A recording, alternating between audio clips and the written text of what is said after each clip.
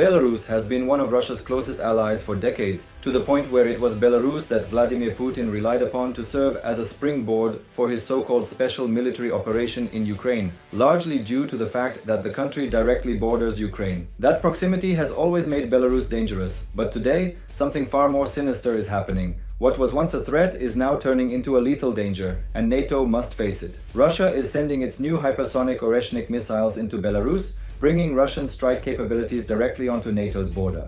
According to Euromaidan Press, as of August 20th, these missiles, along with advanced reconnaissance and air defense systems, are in the process of being stationed there. Even more troubling, Belarusian President Alexander Lukashenko is warning his citizens to prepare for war, declaring it inevitable, while his government forms new brigades and prepares the country for full-scale mobilization.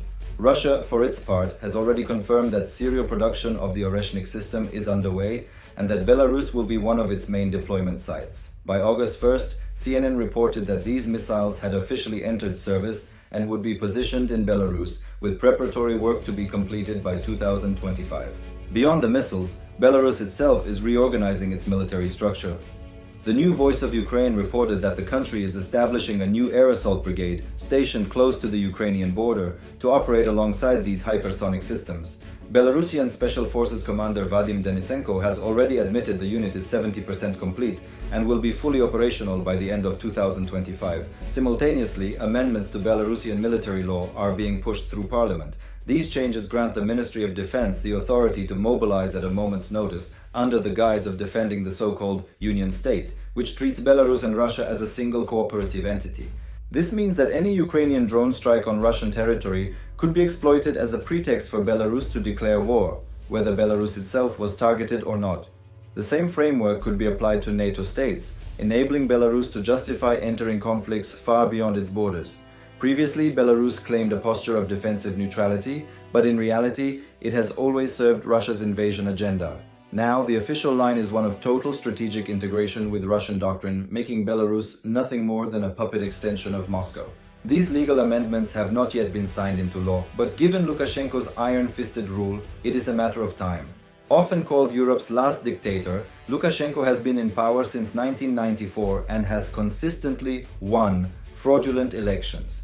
His parliament is a rubber stamp, and his Ministry of Defense's proposals are laws in all but name.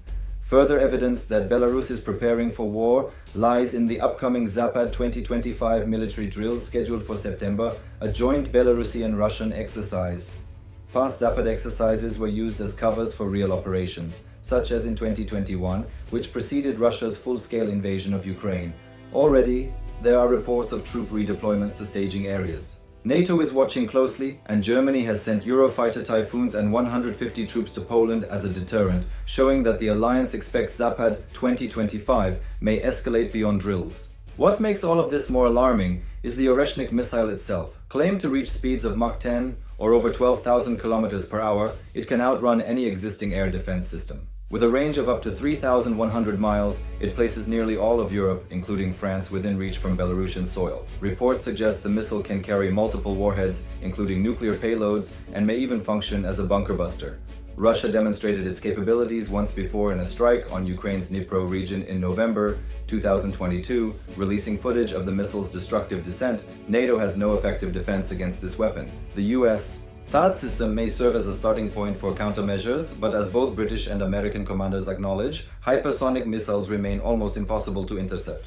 With these missiles now bound for Belarus, the strategic picture for NATO darkens considerably. The missiles give Russia and Belarus the ability to strike Ukraine, Poland, the Baltic states, or any European NATO member with little warning. Ukraine's President Volodymyr Zelensky warned at the Munich Security Conference that Russia is training up to 150,000 troops in Belarus, preparing for operations against Ukraine, Poland, or the Baltic states. Opposition leader Svetlana Tsikhanouskaya has argued that Belarusians will refuse to fight, but the reality of dictatorship is that refusal often means prison or death, and unwilling conscripts can still be sent into battle.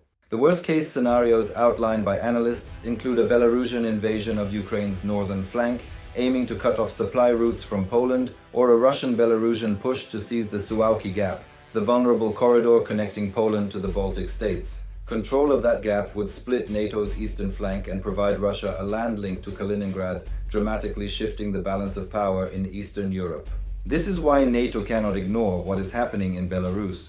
The Oreshnik missiles, the new brigades, the legal amendments, and the Zapad exercises together form a chilling picture of a country fully on a war footing, directed by Moscow, and positioned to destabilize Europe. NATO must act now to address this hypersonic threat and to deter Belarus and Russia from launching an attack that could engulf Ukraine, the Baltic states, and perhaps the entire alliance in a wider war.